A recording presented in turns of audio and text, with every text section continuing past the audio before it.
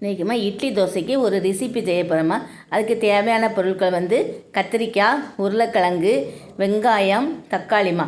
உருளைக்கிழங்கு நல்ல தோலி சீவி போட்டுருங்கம்மா.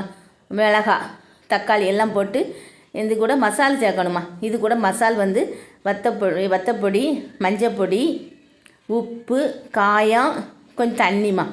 எல்லாத்தையும் காயப்பொடி எல்லாம் போட்டு எல்லாத்தையும் கொஞ்சம் தண்ணி விட்டு குக்கரில் நல்லா வேக வச்சுருங்கம்மா. நல்லா வேக வச்சு உப்பும் போட்டுக்கோங்க, தேவைக்கேற்ப உப்பு போட்டுக்கோங்க. குக்கரில் நல்லா வேக வச்சுருங்க. பாருங்கள் வெந்துட்டுருக்குமா. 5-6 சவுண்டு விடணுமா. 5-6 சவுண்டு விட்டுன்னு அமர்த்திடுங்கம்மா. இங்கே பாருங்கள் நல்லா ஒன்று போல் வெந்துட்டுமா.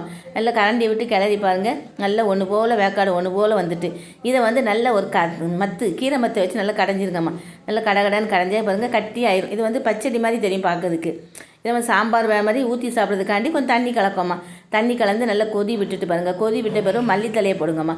மல்லித்தலை போட்டோன்னா நல்லா கிளறினோன்னா நல்லா மணமாக இருக்குமா. மக்களே சப்ஸ்கிரைப் பண்ணுங்கள், லைக் பண்ணுங்கள், ஷேர் பண்ணுங்கம்மா.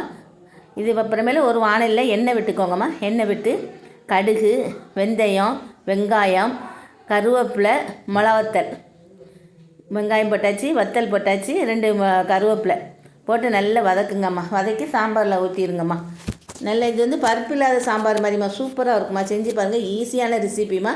நல்ல ருசியாகவும் மணமாகவும் இருக்கும். பாருங்கள் முடிஞ்சிட்டு அப்போ இட்லியை வச்சுருக்கோம்மா. அந்த இட்லியை எடுத்து இதை ஊற்றி அதானே சாப்பிடுங்க. சூப்பராக இருக்கும். பாருங்கள் சாப்பிட போகிறோம்மா. வாங்க மக்களே சாப்பிட்லாமா.